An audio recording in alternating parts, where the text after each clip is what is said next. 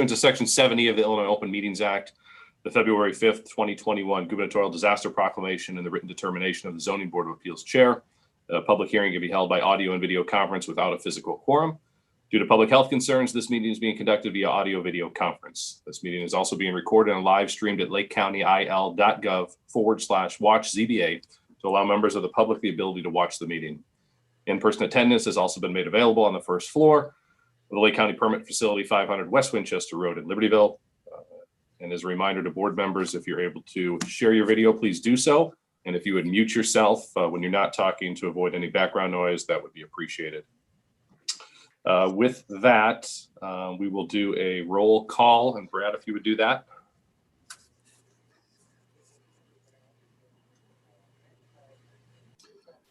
Member Kappan? Here. Member Roche? Here. Member Hockney? Here. Member Raymond? Here. And I do not have Member Reindl present. Member Peterson? Here. And Member Starkey? Here. I have 6 present. Sounds good. And for the record, we do have staff and also Lyle and Dan present from the state's attorney's office today as well.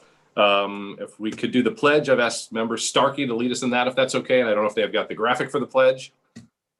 If not, no worries. Yeah, I can pull it up right now. You're awesome. Sounds good.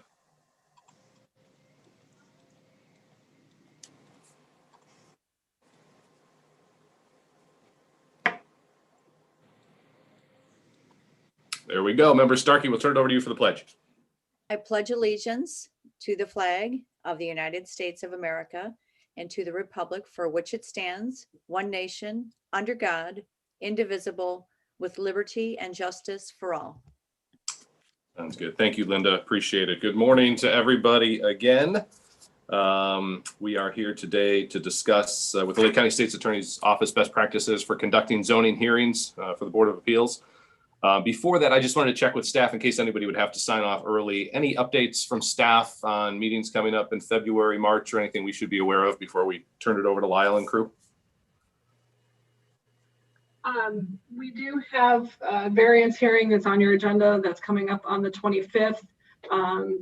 It is a case that's been project managed by Hannah Mulroy, but we actually related to that presentation that we'll be doing on the 25th. I wanted to give Hannah a quick opportunity to make she's got an announcement to make. So Hannah.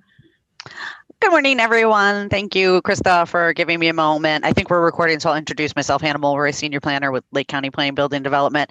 I just wanted to take this opportunity to let the ZBA know that I have resigned with the county, and I will be leaving at the end of this month to relocate to Colorado. Well, congratulations. Thank you. Miss you. Same field you're going to be in, doing the same thing?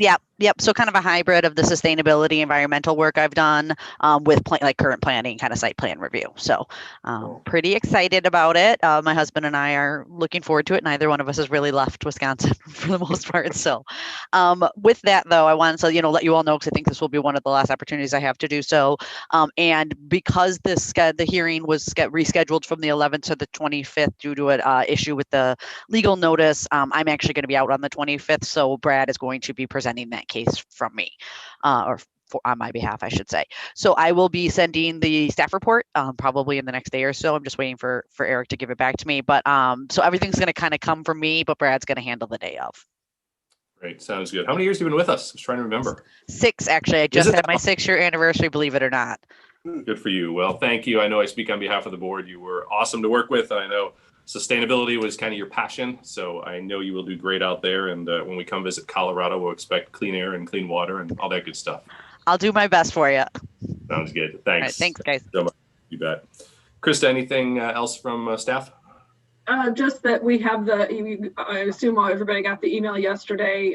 So we're looking forward to most likely March to hold the ZBA hearing for the text amendments related to adult use cannabis in unincorporated Lake County. So Brad and I are going to be getting together in the next couple days to get an email sent out to you. We're going to identify some dates and see what works best for everybody on the board. So be on the lookout for that email.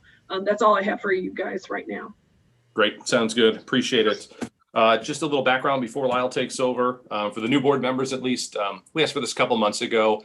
For those of us that have been on the board for a while, we've had some of the larger case. Demucci comes to mind. The Manor. We had an adult bookstore out on the eastern portion of the county years ago, where findings of fact in our rulings kind of played into some important decisions later on as there were challenges and it went to the courts. So thought it would be a good idea to just kind of go over how we run our meetings and then also review how we do our findings of fact and how to make our motions a little more solid in case they are ever challenged, just to make sure we're all on the same page. So with that, I will turn it over to Lyle and Dan. And I know most of you have met Lyle, but I'll let her do an introduction on herself and her history with the county too, and then we'll go from there. Hi, good morning. There are many of you that I have not had the opportunity to meet in person yet. My name is Lyle Stalter. I'm in the Lake County State's Attorney's Office. Can everybody hear me okay? Yep. Okay, I just wanted to make sure. Thank you very much. And then also introducing Dan Brown, who also works in the State's Attorney's Office. He started off in criminal, now he's in the civil division and works with the planning department in the ZBA. I've been working with planning and ZBA for, it will be 21 years next month. It's hard to believe, it went quick. A few of you were on the ZBA at that point in time. Some members have come and gone since.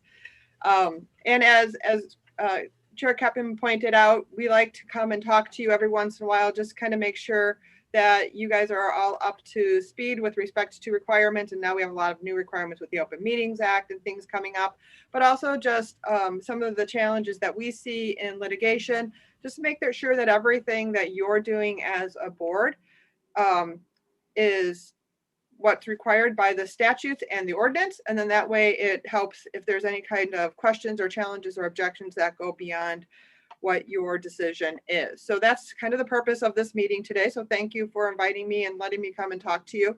At any point in time, if anybody has a question about what we're discussing, try to raise your hand, let me know, interrupt, somehow say something, because I would prefer to have a discussion as opposed to just talking at you or at my computer right now, but to just talk. So hopefully you'll find this informative, but if at any point in time anybody has any questions, please let us know, let me know. And I think Krista will probably be also monitoring that and she can interrupt as well.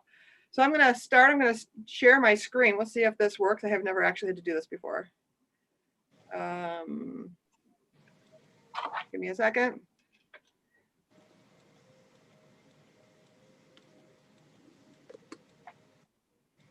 Can you see my slide that says virtual meetings and hearings? Yes. Yes. Okay. You guys got all very tiny. So trying to kind of get it so that I can actually see you guys as well in addition to my presentation.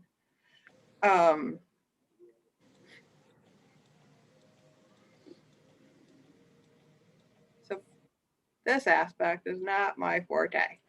So as you guys know, with everything that's going on in COVID and the shutdowns, there has been a lot of changes in how you actually proceed and are able to do your hearings. For the first time ever in Illinois, you have been allowed to have virtual meetings and hearings. Before, the Open Meetings Act required people to be in attendance, except for a few very limited exceptions that it would allow a virtual appearance. And so with that change came some new addition, some rules and requirements. So I'm going to kind of go over some of those new rules just so that everybody's on the same page. A reminder, I watched a couple of your more recent meetings. You're following them. As Chair Keppen read that introduction as to the purpose of the virtual meeting to start off with, that is one of the new requirements that has to be done at every single meeting. I know it seems tedious, it seems redundant, but it is required under the provisions of the Open Meetings Act, which allow you to meet virtually. And so you are allowed to meet as long as you have a quorum virtually. It's got to be during that public health disaster, and it has to be stated on the record that, and there has to be a determination made, which was made a long time ago, that there's a public health disaster, that it's not practical or prudent also to meet in person. Obviously, when public health is involved, it creates that issue. And so we've met all of those requirements, but that's just some background. So what has to be also provided, and a lot of the stuff the staff is taking care of and doing for you. Notice to the public has to be provided that remote attendance is available, but you also do have to have attendance in person at the place of the meeting as well. The chair has to state, as we talked about a minute ago, the nature of the emergency. All members who are participating have to be verified.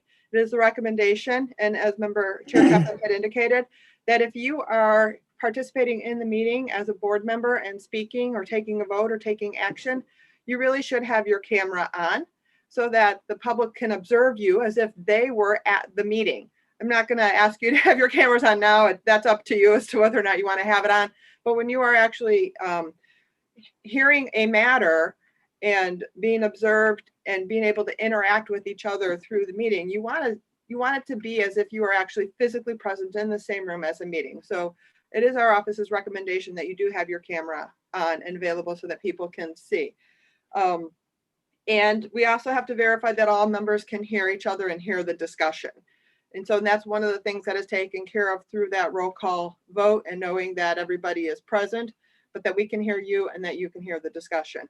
And so that all makes the virtual meeting as close to being in person as possible, but that's also required to protect the public's right to be at a meeting. And so, as I mentioned before, one of the new rules is, even though you're allowed to meet virtually, one person has to be available in the meeting location, whether it's the chair of or somebody, a member of the board physically. It could be your chief counsel, but we're not usually there for you in place of your presence, or somebody from the administrative staff. So that if there are public who want to participate and attend, they can, even if they don't have the technology available. And usually the meeting location can meet the spacing requirements that would accommodate that. You can still have your limitations on the size of your meeting to make sure that spacing is accommodated. You just need to make sure that you have a sufficient enough space for that. One of the other things that is required, and I know this is challenging in many respects because so much of the business, it's much easier to do by just a voice vote, but to be able to meet virtually, it has to be a roll call vote, and the votes of each member must be recorded. So each member must be heard and recorded for that vote to be a valid vote in a virtual meeting. And as you've also noticed, there's a verbatim recording required under the new provisions of the Open Meetings Act as well. That has to be made available. So just a couple of things to keep in mind. There are a lot of things with the Open Meetings Act that still apply that never changed. Notice, you have to give notice of your meetings in the same way that you did. Your notice is just now going to include the additional language about the virtual meeting and the need for it. Your meeting has to be open to the public. The public has to be able to participate, whether through public comment or if you're holding a hearing, if somebody wants to object or provide testimony, you have to provide those same opportunities that you would as if you were holding your meeting in person. Obviously, the public has to be able to hear the discussion, the testimony, all of the roll call votes, just as if it was an open meeting. To that end, similar as if you were in a regular meeting, you can't have sidebars or discussions with members outside of that open meeting. Your discussions need to be in the open, because once you start having discussions outside of the meeting, it could be considered a violation if it can't be open to the public, unless there is a valid reason for an exemption to have a discussion outside of a meeting. So one of the things, and this isn't something that I know that you guys have done or are doing, have done, but there are actually cases or scenarios where you have members of a public body who are actually texting each other during the meeting, discussing what's being discussed at the meeting via text, or, a lot of times people now have their laptops or their computers, if they're emailing to each other.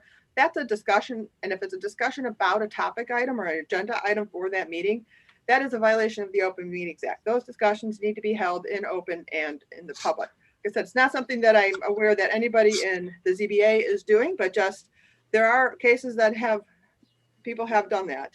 And as I mentioned earlier, the public has to be able to fully participate via public comment, or if you have a hearing, to be able to participate as an objector or somebody who wants to provide testimony. as your ZBA rules do allow. Your rules aren't amended with respect to this process. You just have to continue to follow the rules that you have that allow public participation in your meetings and your hearings. And so I know I'm going quickly on this, but this is a lot of just basic information I think that you guys are all familiar with and that you've been following and participating in. And I know when the notices go out, there is actually a provision in there for public comment to now actually be offered via email.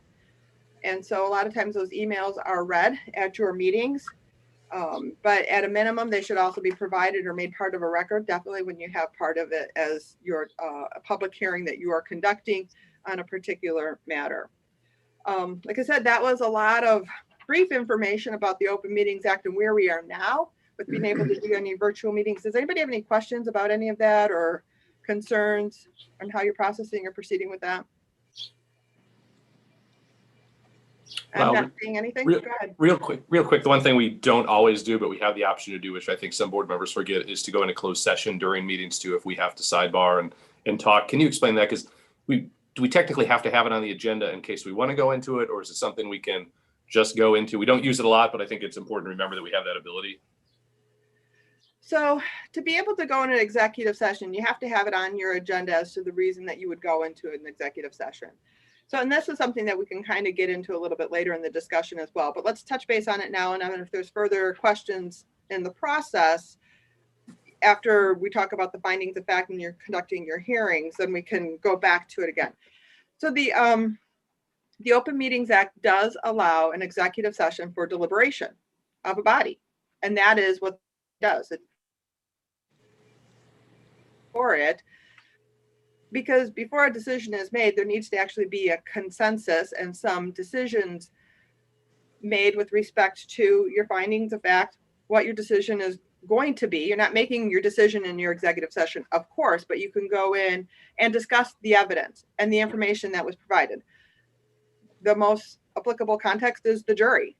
A jury hears all of the testimony in a trial in an open public courtroom. But when they have to actually go back or make their decision, they go back into a private courtroom and they discuss. One person will say, this evidence was very, very critical for me. This is why I'm thinking we need to decide this way. Where somebody else says, well, what about this? I think this contradicts that. And that other person was like, oh yeah, maybe it does. So it allows that free exchange of deliberation so that when a decision is made, it's the decision of the body, not of each individual member in the jury.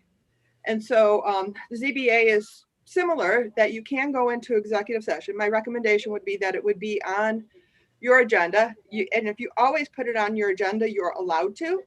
If it's not on the agenda, then you're not allowed to. So that's the recommendation, would be always have it on the agenda to be able to go into executive session to deliberate, so that you can come to an agreement as to what those findings are. And it will actually give you a chance to kind of think about the information that was presented to you and make sure that you've got it all put together and in support of your decision. And as we will get to very shortly, and helping you decide what those findings of fact that you need, what evidence you heard that's going to support the decision that's being made. And it will allow you to kind of come to a consensus on that. And that's what's critical with respect to your decision, and having that decision that won't be subject to challenge or upheld easily if it does get challenged. So does that answer your question, Chair Cobb? It does. And that was, we usually don't put it on the agenda. So maybe that's something we'll have staff start to put it, just so we have, as a reminder to us, that we have that ability to do that. And then legally to have that ability to make sure we're following the law too. Maybe we'll make sure we put that on for future meetings. That would be a recommendation. Like I said, if you have it, you don't have to use it. If you decide that, it's a pretty simple, straightforward case, we're all pretty much in the same mindset on to what the evidence to support the findings are, and we can just make a motion and the finding and set forth the findings and vote on it in an open, you can do that. But unless you have it on the agenda, you cannot go into executive session. So it is definitely recommended to include it in case you determine that you would need it. And if you include it on everything and not just certain cases, then if you have certain cases that are pretty straightforward, pro forma, it's not really an issue. You've got your applicant coming in, nobody's objecting. and it doesn't become an issue. But sometimes you don't know. Sometimes you do have neighbors show up saying, hey, this is what's going to happen to me if you allow this variance that the applicant isn't presenting to you. And so you might end up needing that even in your what seems like a relatively simple, straightforward request to you, so that you can truly deliberate as to, you know, which evidence is supporting what the decision will be. So, okay, so then let's move on. Now we're going to talk about conducting your hearings. I'm going to do a general overview first of findings of fact, what they are, what they aren't, why we need them, and then talk about the two types of cases that you tend to hear the most, variances and conditional use permit applications. I decided not to get into rezonings. That was a little bit, and PUDs. That's a whole different context and analysis, but this will give you enough of a basis of proceeding in those contexts as well. But since this is the bulk of the type of cases that you guys are hearing, I thought it most appropriate to kind of focus the discussion here. If there are questions, obviously let me know. So let's talk about finding the fact first. First of all, what is a finding of fact? One, it's a fact, right? It's information that's provided that's factual. It's not a legal conclusion or opinion. It's something, you know, like what the current side yard is 4 feet, or the garage is currently 6 feet from the side yard setback. That's a fact, right? Nobody's gonna, it's not whether or not it's an opinion. So your next thing is evidence that's being presented to you through your hearing process. We're going to discuss what evidence actually constitutes a little bit more detail in a minute. Your findings of fact are what establish the criteria that's being met for your action that's requested. We'll get into that in a little bit more detail as we're going on. This is just kind of like an overview of what your findings of fact are, and it substantiates your decision as a zoning board of appeal. If you're granting or denying a variance, or granting or denying a conditional use permit, or even on a conditional use permit, you can impose, you know, approve with conditions. It's saying these are the reasons why this decision is being made this way. So that's what a finding of fact is. So let's first talk about evidence aspect of findings of fact. So where are you going to find your findings of fact from the evidence? First, it's going to be from your application that you get from your applicant. Obviously, you get a big packet of information every time you hold a hearing. And in that packet of information, you have the application from the applicant. You have your staff report, which will provide you information about what the neighboring zonings are, neighboring uses are, all information that's relevant for you to consider the application before you. I know a lot of times you guys do a site visit to kind of get a feel or a view of what it is you're actually making a decision about. It's much easier to kind of see the context of the request after you actually go see the site, see the neighborhood, kind of get a feel, because that is actually one of the elements that you're going to be looking at is potential impact on the neighborhood and the neighbors. And it is also testimony that is provided at the public hearing. So the testimony would be your applicant who's sworn under oath. You do have the opportunity for neighbors to come in, or individuals to sign up as an objector, or to actually submit testimony at your public hearing. Evidence is not your public comment, because that is not sworn under oath. It can't be cross-examined. It's just somebody's public statement. And I know a lot of times people will come to the ZBA at a hearing and they will provide public comment, but they don't really want to provide testimony. So you got to be careful with that, because you can't base your decision on the information that you hear in the public comment. Your decision needs to be based upon the information you hear in testimony. And a lot of times what you do hear in public comment, you might also hear in testimony as well. So obviously that's covered.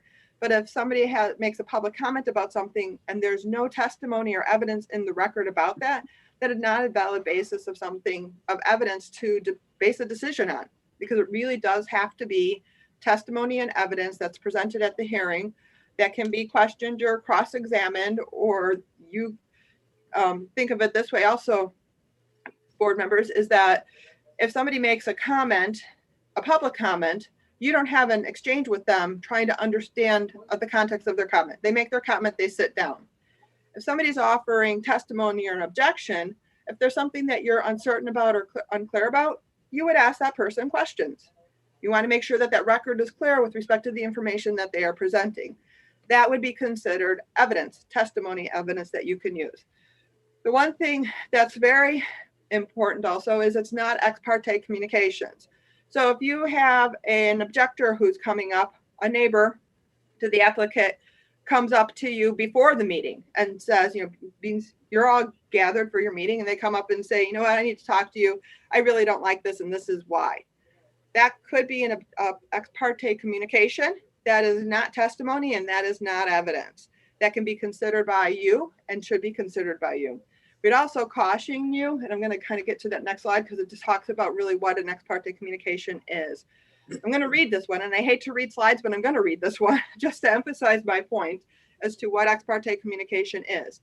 It's when a party to a case or someone involved with a party, or like a representative, an engineer, talks or writes to or otherwise communicates directly with the hearing body, you in this case, about the issues in the case without the other party's knowledge. So the one place that you're going to probably most likely come across this, and it's going to be the most challenging for you, is when you do your site visit. Mm-hmm. A lot of times the property owner is there and they want to engage in why they're applying, why they need it, and all of this information that technically could be considered an ex parte communication because you're only talking to one person. You don't have the objector, a potential objector there to say what their impact is, or it could also be the opposite way around. You could actually be doing the site visit. The property owner isn't there, but the neighbor is.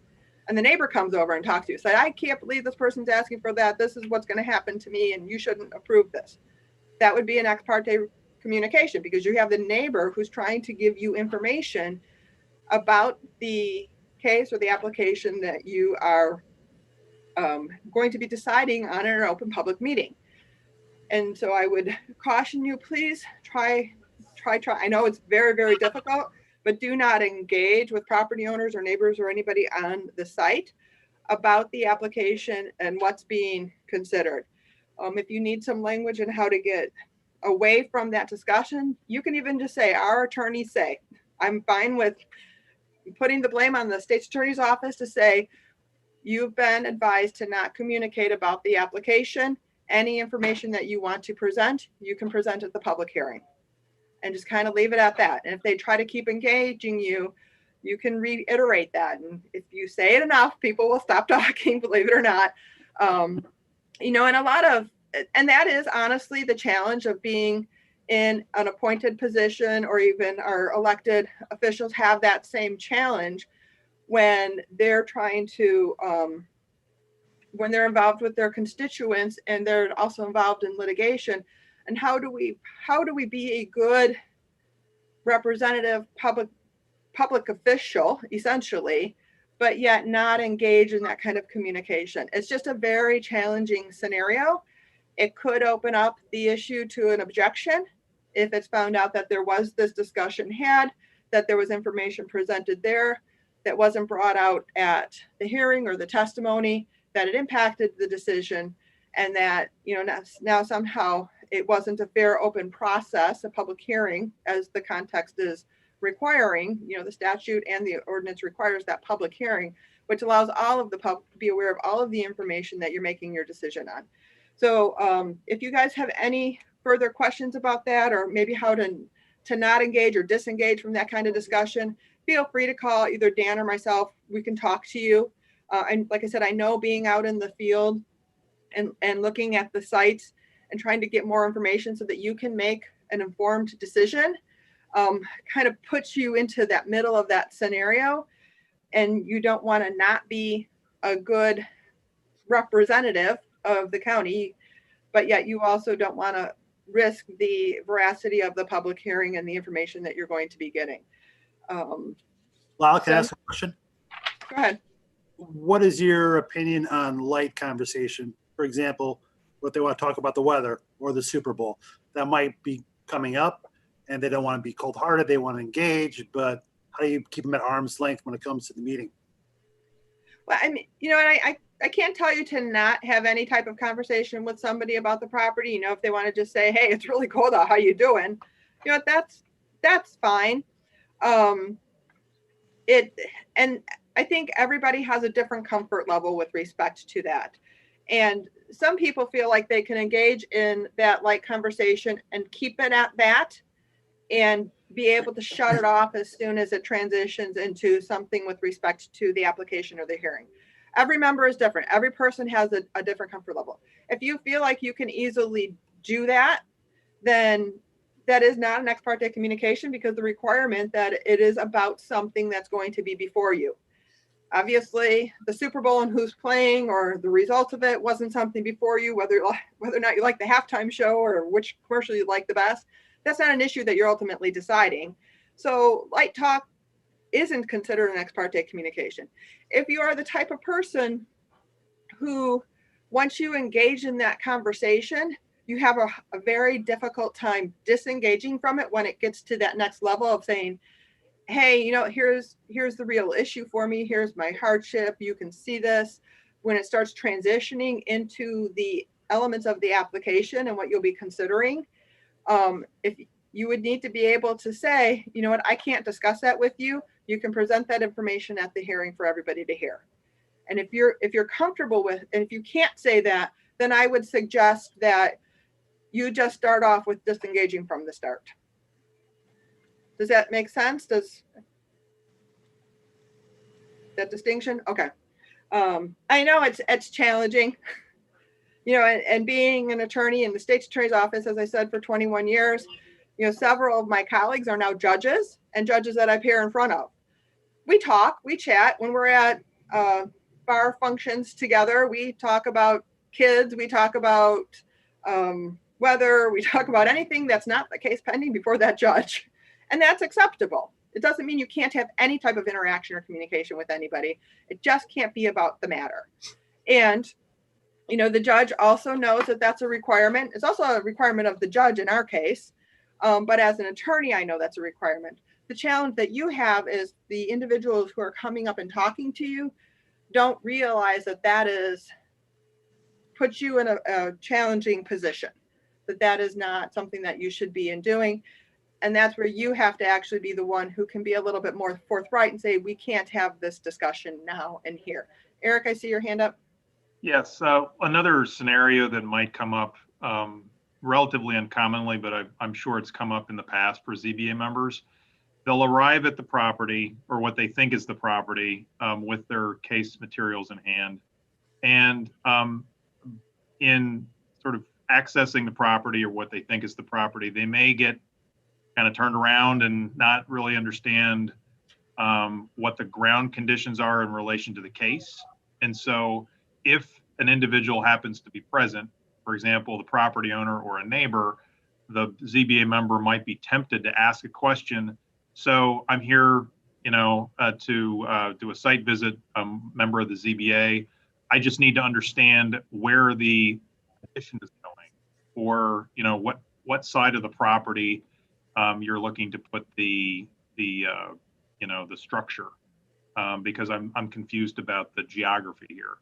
Is something like that, sort of asking for directions, because it's about case, but it's not sort of substantive about the topic of the case. Is that a problem, or is that permissible? Okay, so that's that very, very borderline issue. True, just orientation. You know, if you're looking at a map and you're trying to get an orientation on it, because a lot of times they do provide you with a site drawing, right? So you do have something physical that you're looking at for orientation.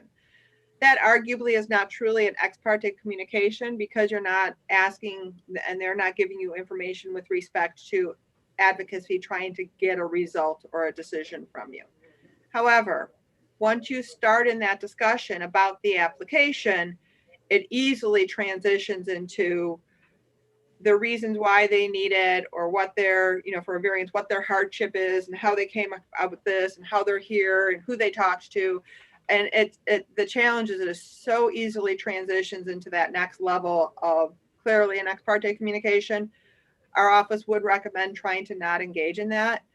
Maybe the better practice for you, and I'm going to put staff out there without talking to them, is if you're looking at the material and you're not quite sure what's going on, call the staff member and saying, hey, can you help me kind of visualize what I need to here? So when I do my site visit, I know that I'm looking at it the correct way.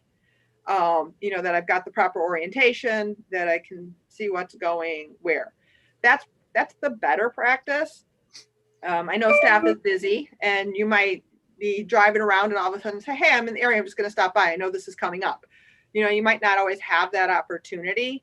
But the other thing to think about is if you go and you can't figure out what you are doing or what the application is asking for, not that you guys know what you're doing. I didn't mean to imply that. But if you can't kind of figure out the drawings and the applications, because I understand they're written by lay people. They're not always the best. They're not always the most accurate. They're not always in line with what you're used to seeing. So it can be challenging to kind of figure out what you have on this piece of paper compared to what's on the property, because it's not looking the same for you, right? If you have questions about it and you don't want to engage, you can always, after the fact, call staff and say, hey, help me kind of think this out and figure this out. And if you need to go back, you can go back. There's no prohibition that you go back a second time now that you have an orientation. So that would be the recommendation. I said, if you think that you can just get an orientation quickly and then close down a conversation, that wouldn't be truly an ex parte communication. However, it just really opens up that door to that next level of discussion, which could result in that determination that it's an ex parte communication. Lyle, this is Brad again. I don't know where my raise hand feature is, so I'm just kind of jumping in. That's fine. The ZBA is welcome to contact the project manager to meet them on site. I don't think that we could do multiple visits to a site, but if there were more than one ZBA member that wanted to go to a site at a time, we could schedule to meet a ZBA member at a site at, say, at 1:30, then stagger another one at 1:45 or 2 o'clock if they had questions on the same property. I think we'd be happy to accommodate the board in doing that if there's questions. Brad, I think that's a good point because I know some of these in the past we've had as well. So if that does happen and you have a board member reach out and say, hey, I'm going, feel free to shoot an email to all of us and say, if anybody else wants to join, I'm going to be there, just so we're respectful of your time too, and we can all try and make it work. So yeah, that'd be great. Yeah, it's again, if we can do that, if there's multiple number of members that has questions on a site, I wouldn't want to be out there with more than one member at a time. But again, we can stagger it. Have an appointment, so to speak, at 1:30, 1:45, 2 o'clock, so we can answer everybody's questions. Sounds good. What's your quorum number? 4? Yes. Yep. Okay, so you could safely have 2 individuals with a staff member, because 2 out of 4 is not a majority of a quorum, and that's what triggers the Open Meetings Act. And that's what Brad's concern is, triggering an Open Meetings Act meeting, and you don't want to do that. And obviously we would recommend not doing that. But if there are 2 individuals who are out there at that same time, you know, so if it, and, you know, Brad, maybe like, even if you like do them in 15-minute increments and there's an overlap. So by the time, you know, you have one come and then one 10, 15 minutes later, there's 2 at that same time. That's not a problem. Number 1 leaves, but then number 3 shows up, you know, while you're still there with 2. And maybe that would kind of balance that out as well. Fair enough. Remember, oh, Krista? I just wanted to add, so in case, you know, somebody, one of the members gets out there, like they think that it's going to be fine, but then they get out there and they find that they do have questions. Obviously, the project manager is going to be the go-to resource to contact, but in case you can't get a hold of the project manager, I would be the backup because I'm usually familiar with the cases, not as much as the project managers may be necessarily, but just wanted to throw that out there that you can always contact me as well.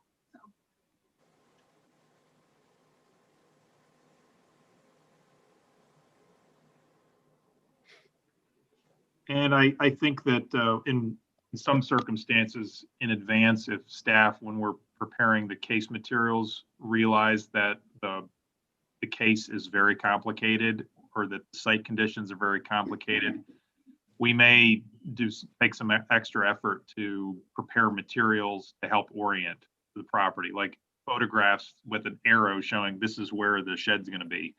You know, that might be helpful to avoid the need for staff to, you know, to do an on-site visit or for ZBA members to conduct conversations with, you know, an individual on site that could ultimately end up in an ex parte communication. So we'll be on the lookout for those cases that allow for additional, or that would sort of beg for additional upfront material to help clarify what the geographical circumstances are.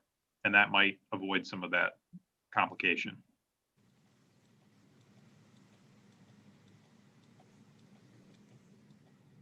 Sound good, everybody? Yes. Okay, good. So, and if you have any questions about this, feel free to reach out to Dan or myself, and actually about anything that we're discussing today.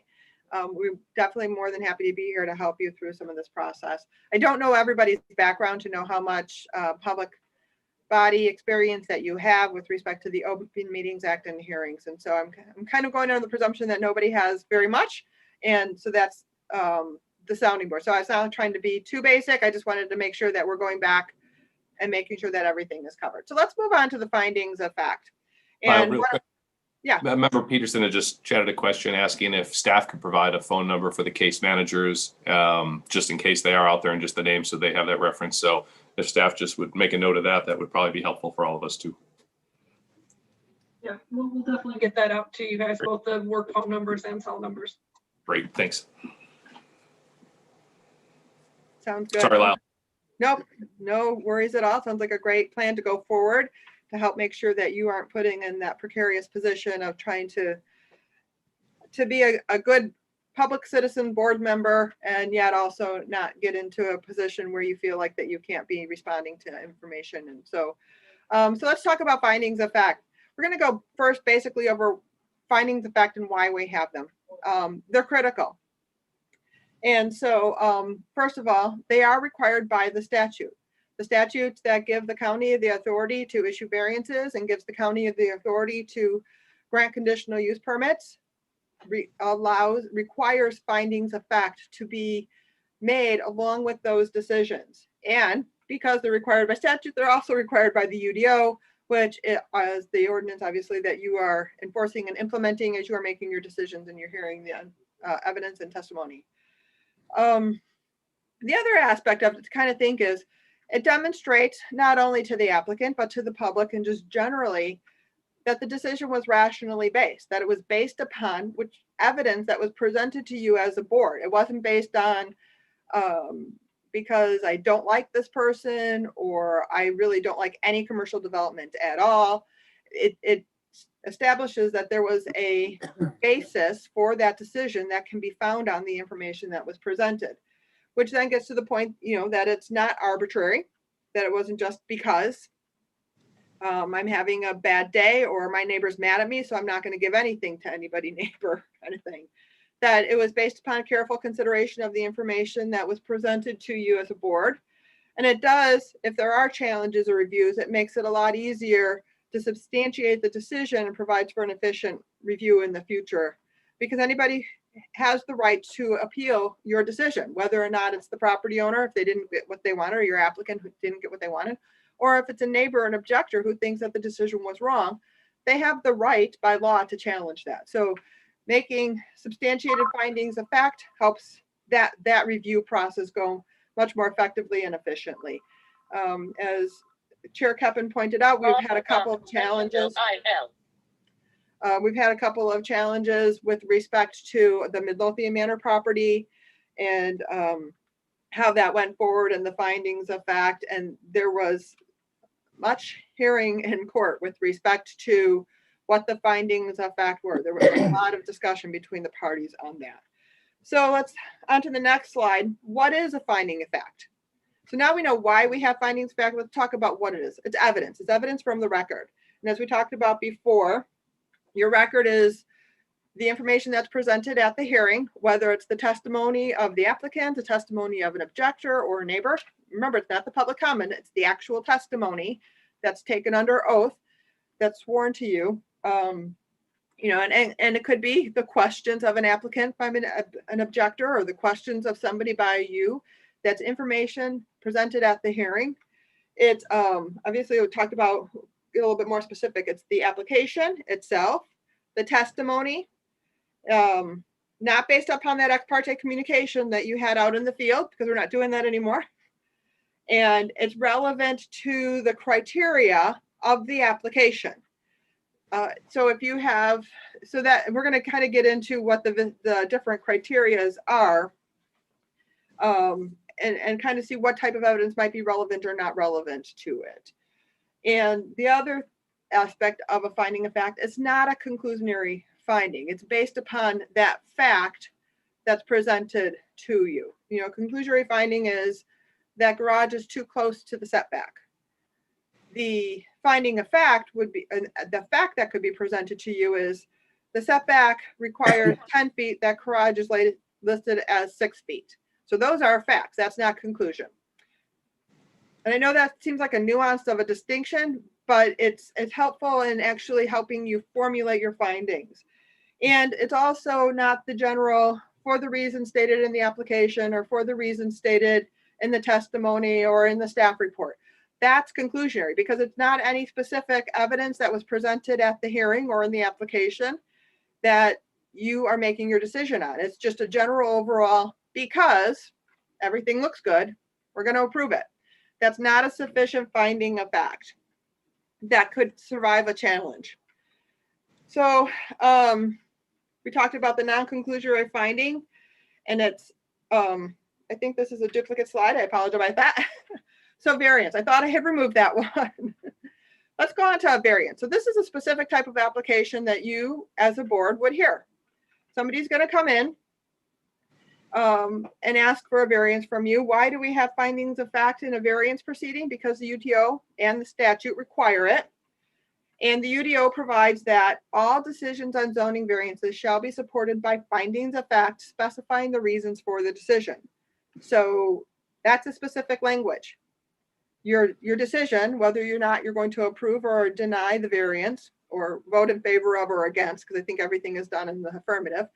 So whether you're going to vote in favor of or against, you're going to have the evidence that's presented to you. Look at that and say what it is in that evidence supports that decision that you're going to be making.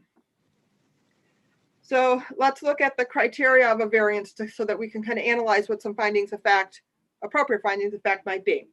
One is you have to have exceptional conditions peculiar to that applicant's property. So that's one of the criteria that you are considering when you're looking at a variance. Another criteria is particular difficulties, hardships, and carrying out the strict requirements of the regulation, and whether or not it's in harmony with the general purpose and intent of the zoning regulations. Those are pretty much your 3 criteria for your variance. And I know you guys know this, but it's just setting forth the next part of the discussion. So I just want to make sure that we are all on the same page. You guys see this all the time, right? So those are the criteria that you're looking at. So let's take a look at an example. And actually, Brad was kind enough to share some recent recordings of hearings just to kind of have with me so I could get a kind of feel as to how they're proceeding. And so this is actually something that has come up very frequently in the years that I've been here too, this type of variance. A variance from a setback, particularly for a garage. Usually it's around the little lake areas and all those little communities that have very, very tiny lots that were all those summer homes and cottages that are now year-round residences, right? You see that a lot. So what are some findings that you would make for that type of variance? And I don't know if anybody wants to pipe in and give me some thoughts, that's fine. Otherwise, I do have some readily available, but if anybody wants to kind of engage a little bit, we can do that as well. I'll add one. The foundation was already there from a previous garage. Okay, and it was too close to the setback as it was? Yes, it was okay. Pre-existing to the UDO. Okay. So that's a factual element of that particular application. Obviously, it wasn't something that was created by that property owner because it was there, right? And particularly if it was pre-existing to the UDO, there probably wasn't an element for it. Any other ones? Any other thoughts? Thank you, Member Peterson.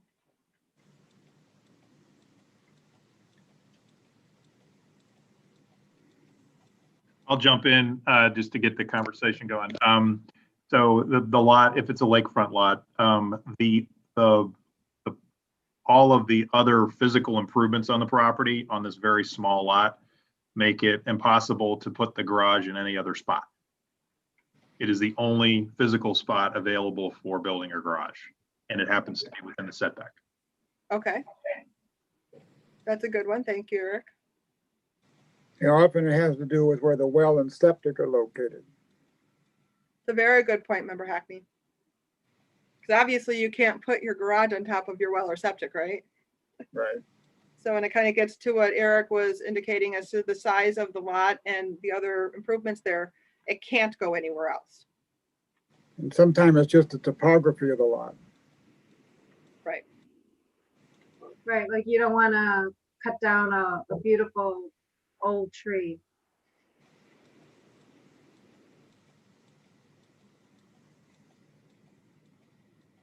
Good. Those are actually all, those would all be very good findings of fact to support a variance.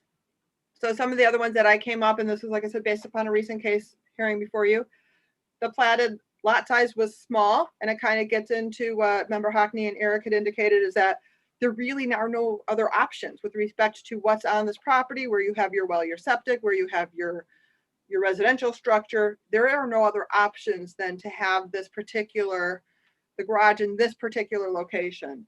The one hearing that I remember hearing, I thought this was actually interesting because I really didn't think about it until it was brought up by the applicant, is that, you know, these houses were built 60, 70 years ago. Vehicles might have been a lot smaller. Now we have these big, huge expeditions, and they're not going to fit in the garage that's currently there. So, so he needs this size garage to be able to fit the vehicle that he has, and that's more common in this time frame right now. You know, so that's, could he go buy a smaller vehicle? Yeah, but does it seem like a valid reason to have the garage in this size in this location and go into the setback a little bit? Yeah, maybe. And then the other one that you'll probably see a lot in this type of neighborhood that we were just talking about is, you know, every other small lot in that area has their garage close to the road, close to the neighbor's setback. It's usually you have the road, the garage, then the house, and then the lake or the water body. You know, and so is it really impacting your neighbor? It's not like you're putting a garage on the setback right next to their house and then they can't see the lake. So, I mean, so those are some of the things that you're going to be looking at and considering. And you would say, you know, the evidence is that this neighborhood has structures that are similarly located within that setback. This isn't an unreasonable request. So those were all types of like specific fact findings that you would use to support a decision to grant that variance to have that garage in the setback. So what that gets us to, though, is when you're actually, I need to put my glasses on a second. When you're actually going to take action on that variance, what type of action are you taking? Right? What motion are you making? What is it that you need to do as a ZBA to make sure that you have those findings of fact in your record? So one, as we discussed earlier, if it's the type of information, and there may be a lot of contested evidence that was being presented, you know, several objectors, and the applicant and the objectors are looking at things in two different ways, it might be the type of scenario that you want to go into an executive discussion session to deliberate, because you're getting a lot of different types of information. You got to figure out what's what and how you're going to base your decision based upon all of that testimony that you provided. However, when you look at this variance for the garage setback, there was nobody else there, or there was a neighbor who was also in favor of it because they've got a similar scenario and they're friends, and they're probably going to be coming and asking for something in the future too. So you're going to have your motion to approve, because your motions are always made in the affirmative. I know you do a general consensus as to what your thoughts are with respect to the application and what the findings are in the record, or the information that you heard, your evidence and your testimony, and what information that you have. You kind of do a general, everybody goes around and makes a comment as to what they thought was most relevant to support the determination or the way that they're going to vote. And so you would have your motion to approve, but then your motion would also say that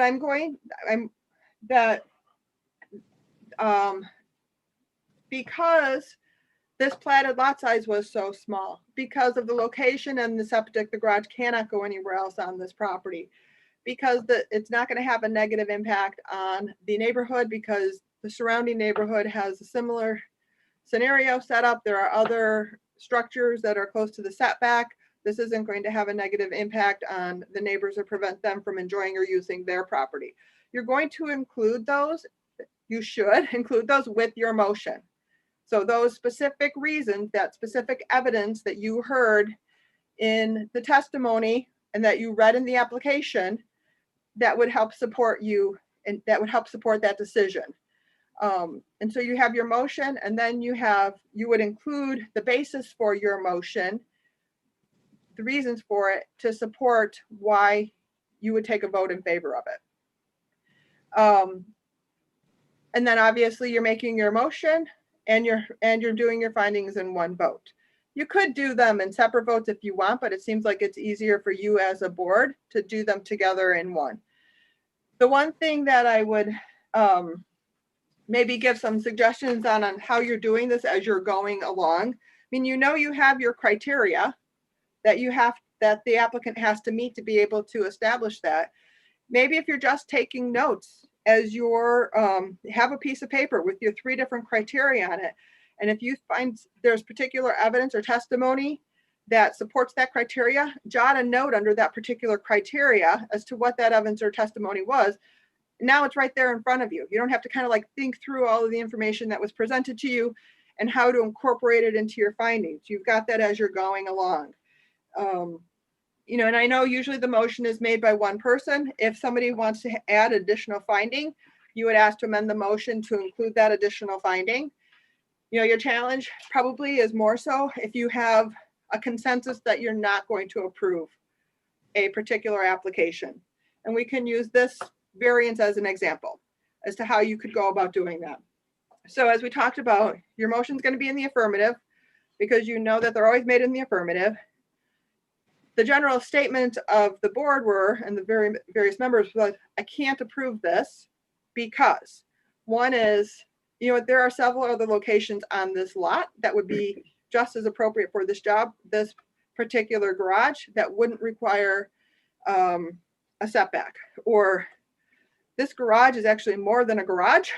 It's going to be like a 2-story caretaker residence that doesn't fit in with the character of the neighborhood. So as proposed by this applicant, I can't support this variance application because it's not, it doesn't meet those criteria of the UDO, that it doesn't have an impact on the neighbors. It's not in compliance or in conformity with the rest of the neighborhood. It is going to have an impact.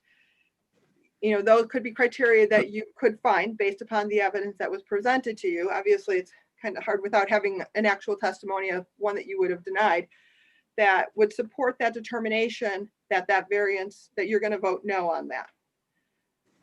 So my next set is conditional use permits, to kind of go through that same process with additional use permits. I wanted to see if everybody had questions. I see Eric's hand raised. If anybody had any questions, thoughts, comments, wants further discussion.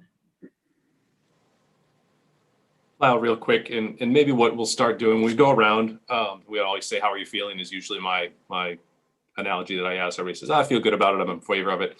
At that time, and it may help us if at that time, every member, if you have that finding of fact, to say it then, say, I'm in favor of it, and I feel the fact, I feel this is the reason, X, Y, and Z.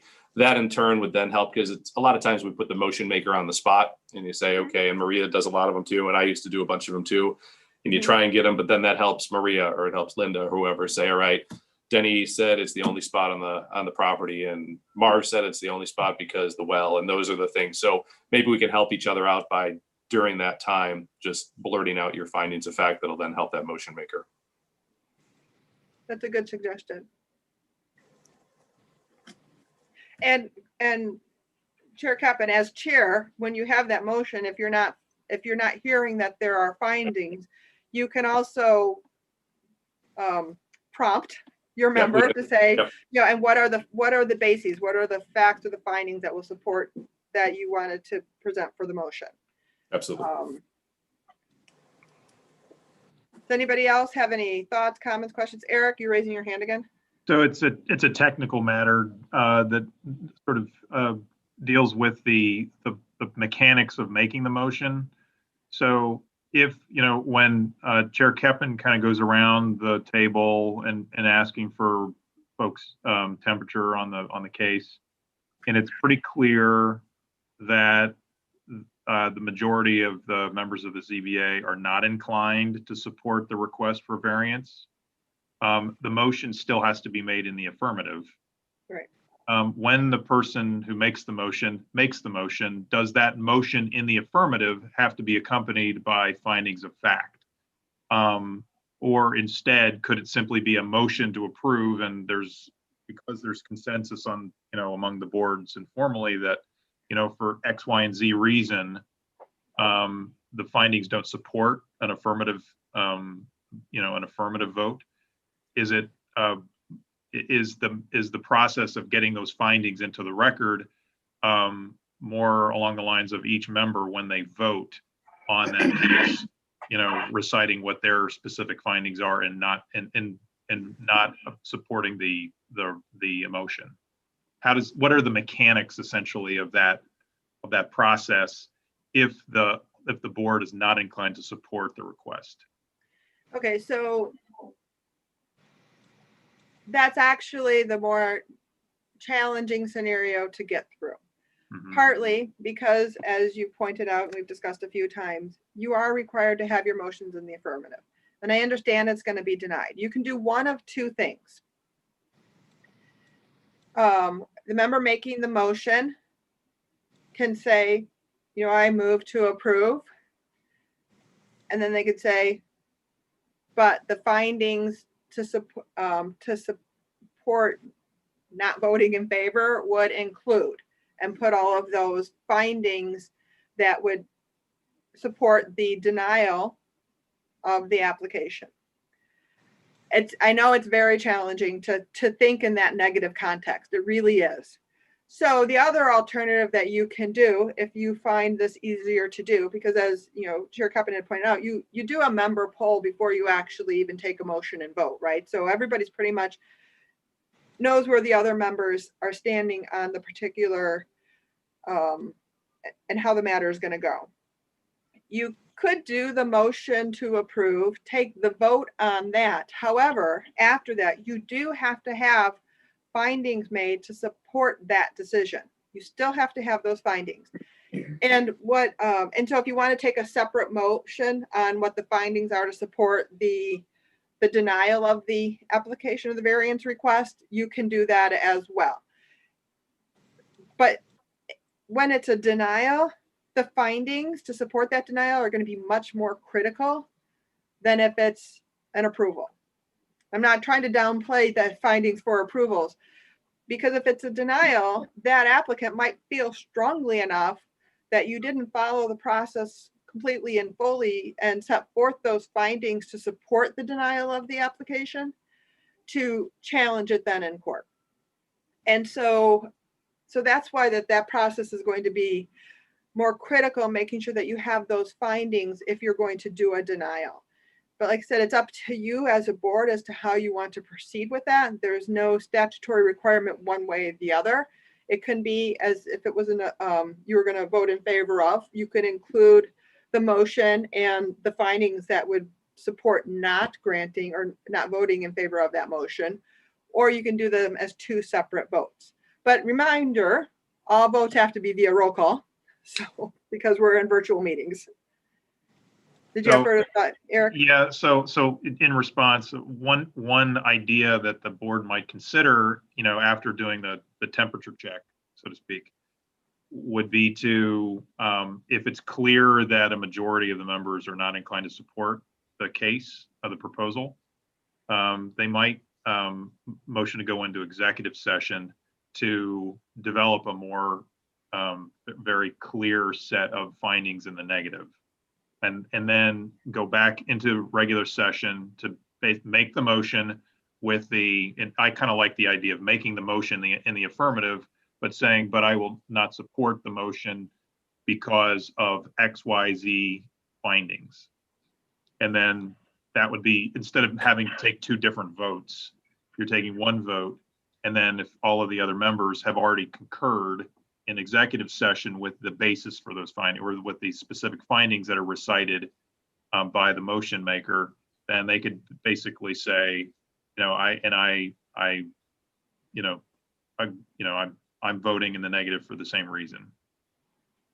When the roll call is conducted. Does that make sense? And that would definitely be a good time to use that executive session. Yep. Can I ask a question? If the assistant state's attorney could give the members an example of an affirmative motion with the but for, because I think it would just be beneficial. An example would help us all to get a better clarification of that. Okay. So maybe using the same scenario that we talked, you have an application for somebody who wants a variance from the setback for the garage, right? You could do your motion saying move to approve.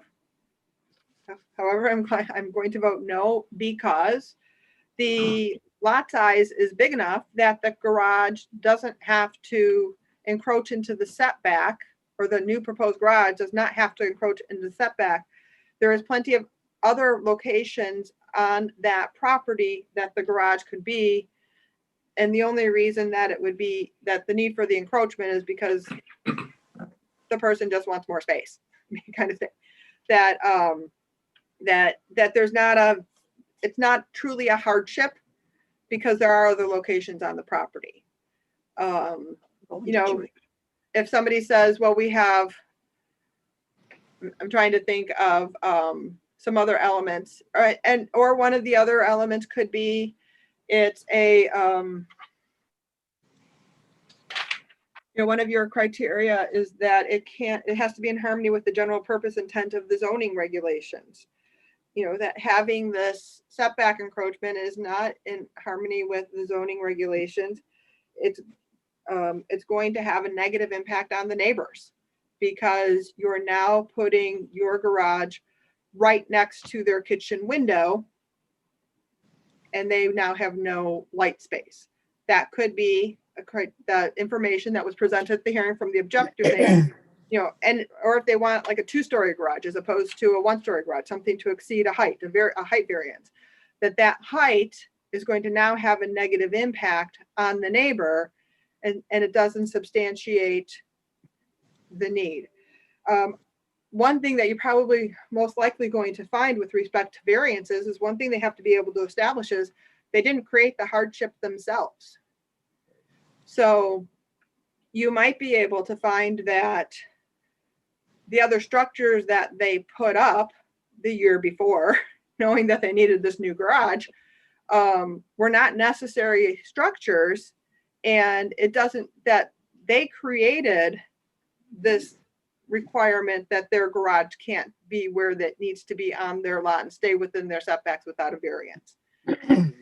So maybe some of those are some of the facts that you might find coming before you that could result in a denial. And there are several members on this board who've heard a lot more variance cases than I've been involved in. And I don't know if you have other examples of requests that have been made that you might have denied because of a particular fact in the record. If anybody has any thoughts or suggestions on something that might be a valid basis. But it's usually going to be something that's going to obviously come up from the objector, or maybe even staff will point it out as to why you wouldn't grant a particular variance. Well, a lot of times too, we get people, especially on the lakes, that just say, we have too many toys. We have too many boats. We have too many jet skis. And again, that's a self-inflicted problem that they've put themselves into that I think we have to remember sometimes too. And our heart goes out to them, but you can have one boat instead of 3 boats and 2 jet skis. So those come into it too. And I think maybe too, sometimes if the motion is going to be in the affirmative, but we're going to deny it too, and that motion makes the motion, yet states the fact that while they'll be voting no, and there's a second, I usually do ask for discussion after that. So that would be another opportunity for somebody to interject. I also feel X, Y, and Z, and allow that motion maker to amend their motion too, if we want to make it a little more solid on why we're going to deny it. I think that also board members shouldn't be afraid to feel free to interject once that motion's there during the discussion part. Usually we just pass by that, but that's a great opportunity to do it. And Chair Captain, you bring up a very good point, is if there is an additional statement that's made to support whatever the motion is to support the findings, that needs to be, that motion, original motion needs to be amended to include that, so that now becomes an official finding that's voted on as a consensus of the board. Otherwise, it's just one member's statement and it doesn't constitute a legal finding, a finding of fact that would be recognized by the law. And I would reiterate too, I think it's I can count on maybe one hand the amount of times we've gone into executive session that I've been on the board. It's just something we don't do, but I want every member to feel comfortable to do that. I think it's something we could practice, especially if we're going to vote in to deny something. Those are the cases that seem to come back and have a challenge sometimes. So I think if we have something coming up and a member ever feels that they want to just make that motion, and I think we'll all be in agreement to get that discussion. It'd be a good practice and a good example to try it and make sure we have those for future cases too. Those are the cases with that are regard to very controversial. making the motion in your firm, do you actually state during the motion that you are actually, even though you're stating in your affirmative, you're opposed to the motion? In other words, I'm moving that it be approved, but I'm actually opposing that. Do I say that during the motion? Well, you can, because then it substantiates why you're presenting the findings as you are, that it is going to be detrimental to the neighborhood, that it is a self-imposed hardship, so it doesn't meet the criteria, that the property owner had no other choice. So, because the motion isn't, the actual motion, recorded motion, isn't what you're going to vote. It's what the motion is, and then the findings. That's what's actually going to be recorded as the action of the ZBA. But you can preface the findings to say, I am not in favor of this for these, So for I could these say, I findings, for move these that reasons. the application be approved. However, I'm not going to vote for it because of these reasons. Yeah. These findings. And these are the findings to support that vote. Yes.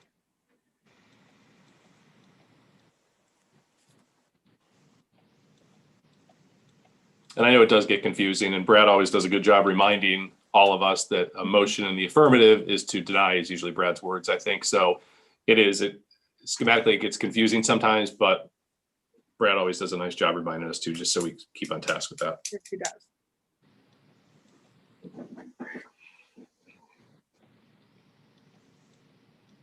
Any other questions or comments or thoughts?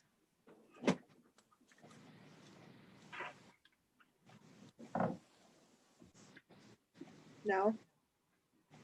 Okay. So, Krista, did you turn off my screen share? Because it says I'm still sharing, but I don't see my screen anymore. Do you guys see my screen? Yeah, we can Okay. see your screen. Okay. Yeah, you're on conditional use permit. Okay, I just moved it. Good. I just wanted to make sure that everybody can see where I'm at. So we're similarly going to look at the conditional use permits. And so this discussion might actually go a little bit quicker because a lot of it's going to be the same processes that you would follow with respect to the variances.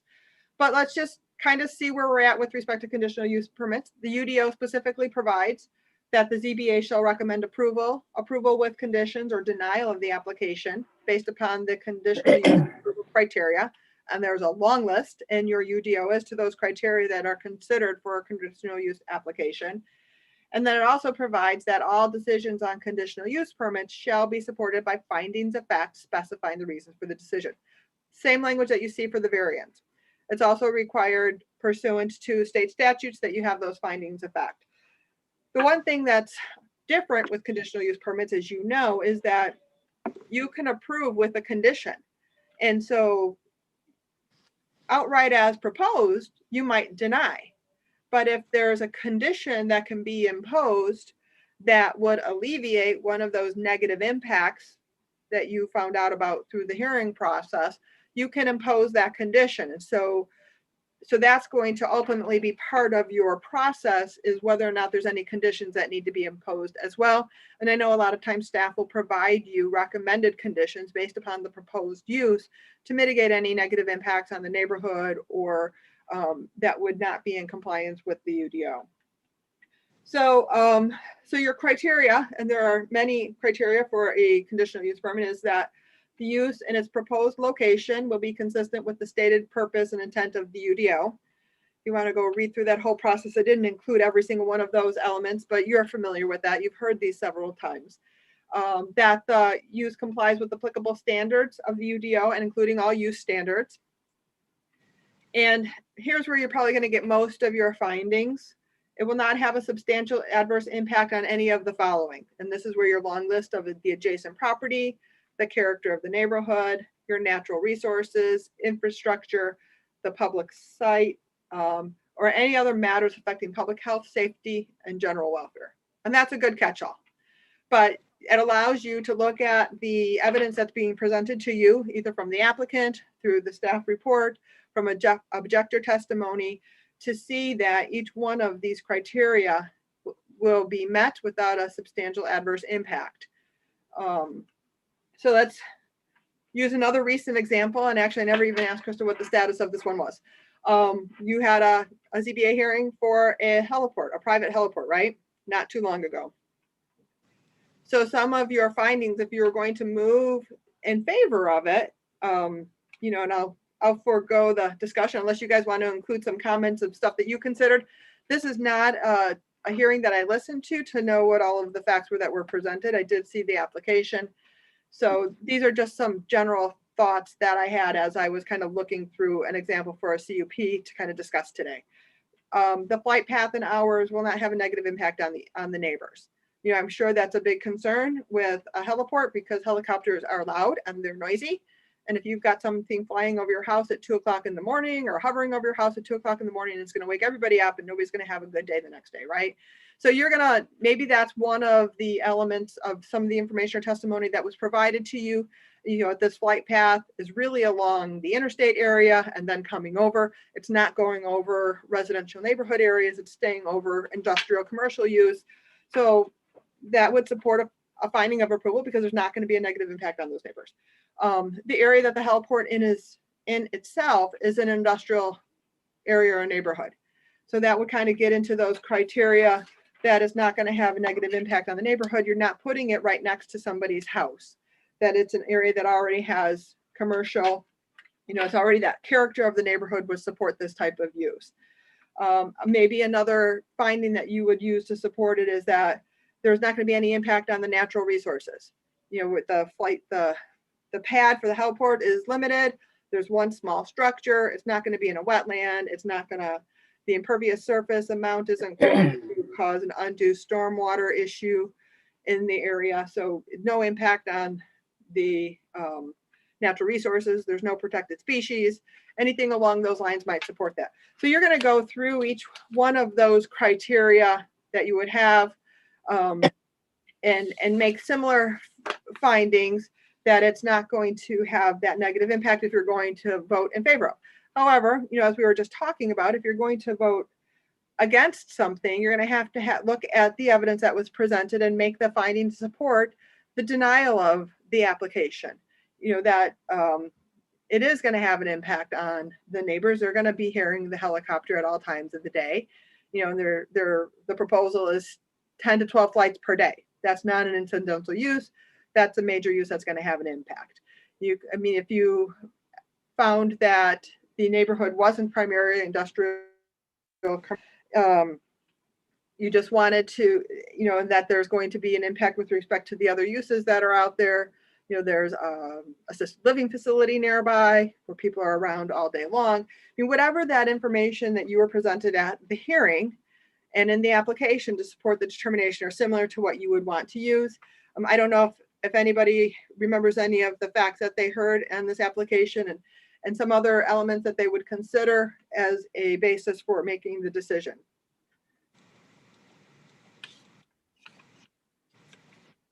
No? Okay. So like I said, so this conditional use aspect of it was very similar. The process is going to be very similar to what we discussed in the variance process. You're going to make your motion. You're going to set forth the criteria, the findings, the facts that support those particular criteria. Obviously, with the conditional use permit, you're going to have a lot more because there are more criteria to meet under a conditional use permit. Or if you want to impose a condition, you can do that, but you would need to have the information in the record to also establish why that condition is appropriate for this particular use that's being asked for. A lot of times you get applications for gas stations, and one of your gas station conditions that a lot of time I see imposed is that your lighting has to be face downward. It can't be faced out. It has to close the hours have to be a certain hour so that it doesn't have a negative impact on just general overall neighborhood as well. So that was what I had with respect to conditional use permits. Like I said, we pretty much discussed the real big issue and the elements and aspects of this through the variance part of this discussion, but I just kind of wanted to throw out, some things that you might consider in a conditional use permit application. Does anybody have any questions or thoughts or comments? No. Okay. I forget your meetings go, it's almost 10:30. So I am pretty much done. I mean, the next part of the presentation I had were just some examples that we had talked about, and you can kind of give us a consensus. So this is going to require some interaction for you guys to kind of think. So let's look. I have a handful of slides, and we can kind of talk about whether this is a good decision or a bad decision, and or a good finding of fact or a bad finding of fact, and maybe why. So the first one is on a variance application. The findings are that due to the distance from the proposed plant expansion to the nearest residences, the washing, screening, and crushing equipment will not have an appreciable difference on the level of noise and dust operation on the nearest homeowners. Good or bad? I mean, if you think it's good, raise your hand or somehow indicate good. If you think it's bad, I don't know if you can do a thumbs down or some indication.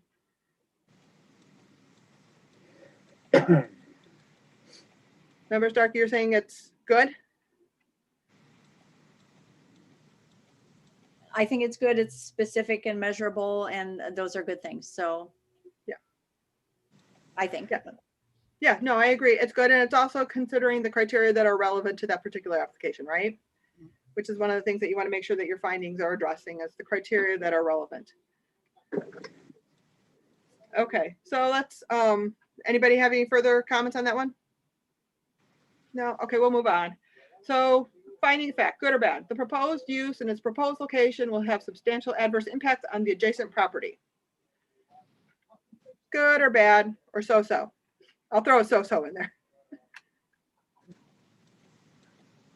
Greg's kind of like going, yeah, I would think you have to have some definition of substantial adverse impact. You are correct, Member Hackney. This is a not very good finding because there's not a fact in there. This is one of those conclusory findings. There's no fact as to what that adverse impact will be. So you can start off this way. It will have substantial adverse impacts and then specify what those adverse impacts would be. If it's a conditional use for a gas station, you say the amount of traffic that's going to come through there is going to double and it's going to have a negative impact on the roads and the house, the two people who live next door to this. That would be your facts to support that substantial adverse impact.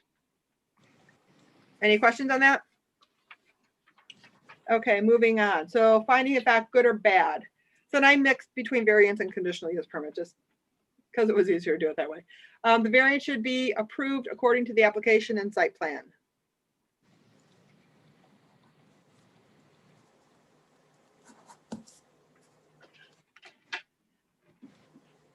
Not very good, right? You don't have your factual evidence to support what the application information presented or any testimony that was presented to be able to support what the actual information is. So that's not one of our better findings of fact. If you had a lot more to substantiate what those elements were, then yeah, it could get to that point, but in and of itself, it is not a substantial finding of fact that's contemplated by the statute or the UDO that would support the decision and be defensible if it was being challenged. So moving on, good or bad finding of fact. It is my personal opinion that a rear yard setback of 25 feet for the conservation development is too much, so I'm in favor of the variance. Bad. An opinion. Yeah, Really? it's opinion. Yeah, I mean, the ordinance requirements are the ordinance requirements. Whether or not you agree with them isn't relevant evidence. It's what the ordinance requirements are. If there's a reason that they needed to encroach into that conservation setback because of something that we don't know that's on your record before you, then you can include that in there, but you can't use your personal opinion on making your decisions and your findings. Moving on. So the proposed use in its proposed location will have substantial adverse impacts on the adjacent property, will have truck traffic 24 hours a day, which will impact the neighbors' peaceful enjoyment of their property, particularly at night. We kind of talked about this one already, so good or bad? Okay. It is okay. Enough facts to substantiate why you would be, I'm going to guess this application is going to be denied, why you would be denying that application, right? Okay, so I have one more. Finding the fact good or bad, the variance should be approved as it meets the standards as presented.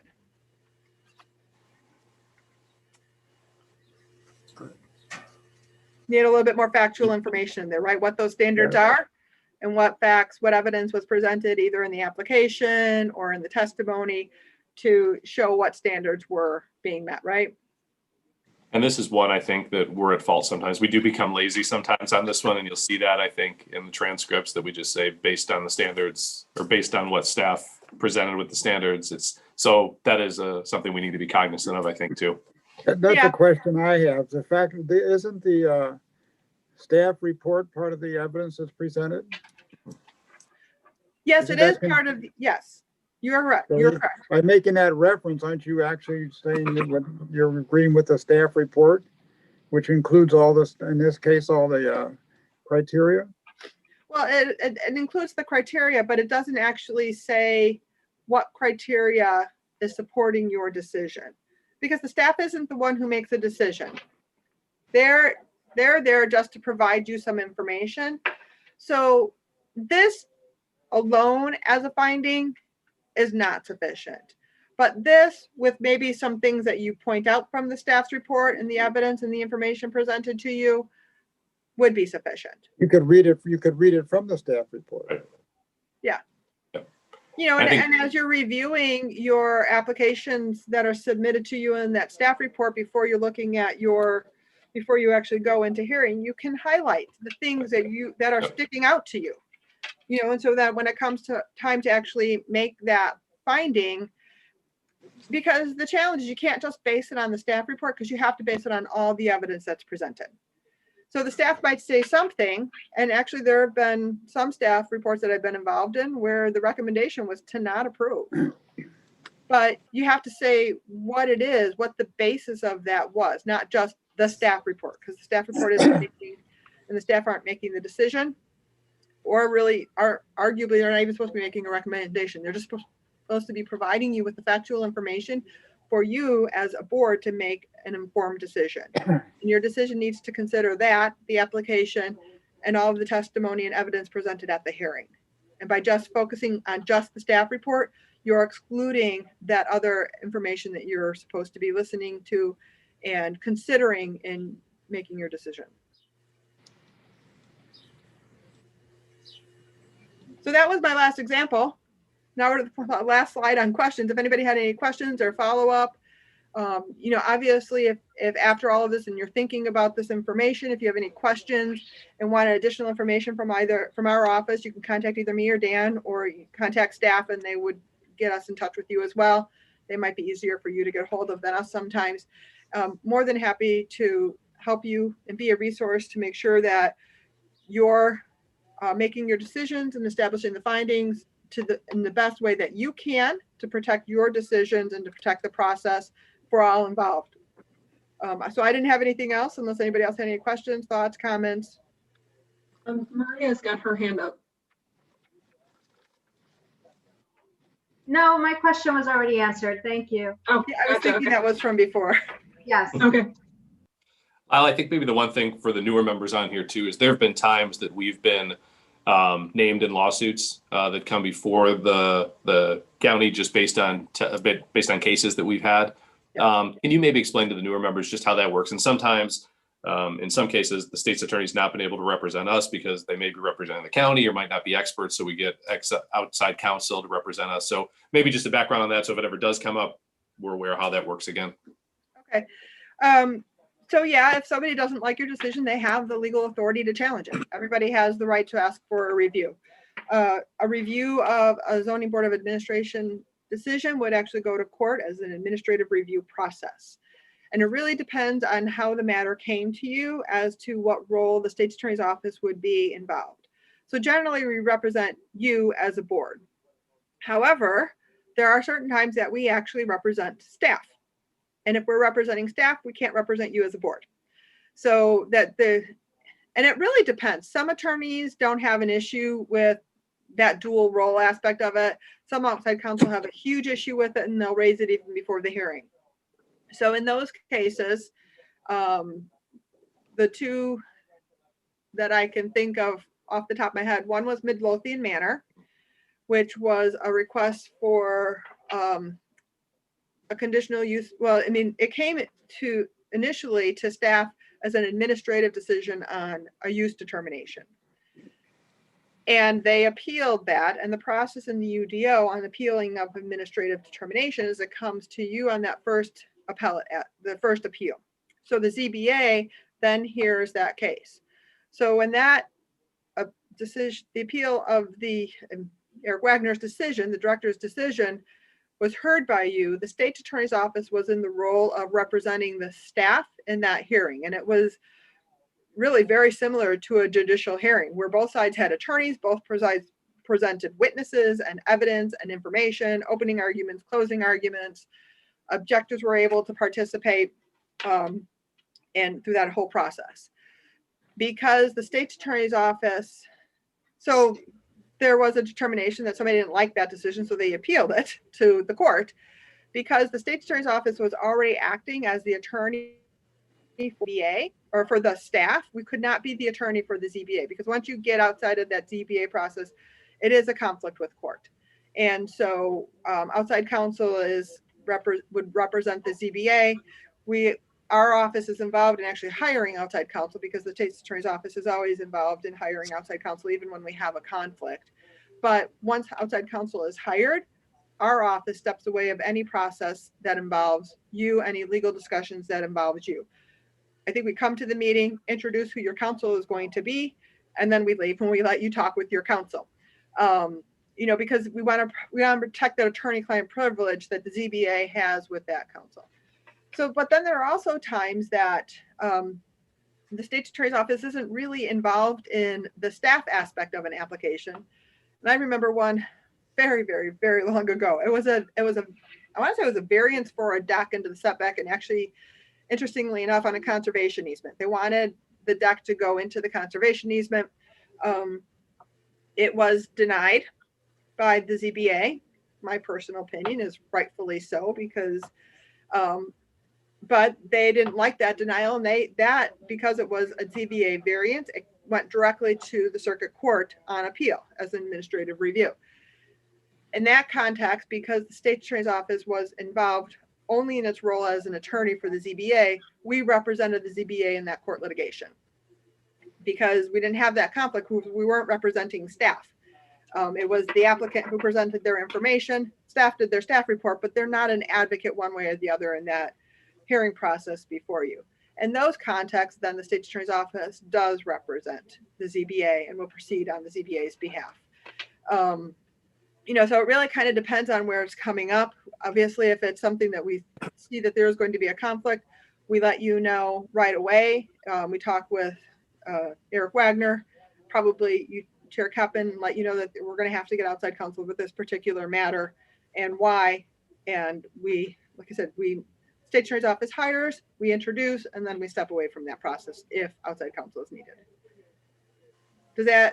Were there any other scenarios that I can't remember? I think that was one. I think maybe the adult bookstore was another one. There were a couple in there, but that was perfect. Those are two perfect examples that cover why we need it sometimes and how it works. And I have to say that state's attorney has always been fantastic to work with on this board too. And anytime staff does a great job of giving us a heads up. And if a board member ever feels that there's a need to have someone from the state's attorney there too, always feel free to reach out to staff or myself too, if there's a case that's contentious or something that you just don't feel comfortable with and you want to make sure we're following the letter of the law as we usually do, but to just have that reinforced Lyle sat in on many cases over the years. Sometimes hasn't made any comments at all, but is there just to have background in case it goes any further. We have questions. Any other questions from any board members of staff or of Lyle? I think you did a nice job summarizing a lot in a short period of time, so thanks. Okay. Thank you, Lyle. I know it was a lot of information. It was good. It was very good. And again, anytime you have questions, there's times as a board member, as chair, that I've reached out to Lyle and said, hey, what about this? What about this? Always quick with an answer and accurate, and don't be afraid. You can go through staff too, so you don't have to go directly to Lyle, whatever you're comfortable with. But we appreciate your help throughout the years. Yeah. And that's probably the most efficient way, is to go through staff first. Yep. Yep. And then that way they can determine if there's additional members that need to be communicated with as well. And as always, you know, we try to be available to pop into any meeting that you would need us to be participating in, whether sitting as your counsel, or even if there's just a question that you want some information on and to discuss ahead of time, just to know process and procedure. Sounds More than good. happy to be there. Great. Any other questions from board members? Any comments? One housekeeping item, if I can add. Yep, Brad. I am working with the Illinois Attorney General's website on the OMA Open Meetings Act training, and they're updating it this month. So for 2021, they'll likely have questions or comments regarding virtual meetings. So when that's done this month, I will send the link to the board members to take that training. Sounds good. Thanks, Brad. If there is nothing else, Hannah, if you're still on, good luck to you. We will miss you again. And to the rest, we'll see you on the 25th at 9 a.m. If you have any questions on that case, reach out to Brad or staff on that. Otherwise, I just need that motion to adjourn and we'll be all good. So moved.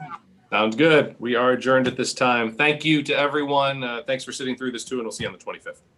You.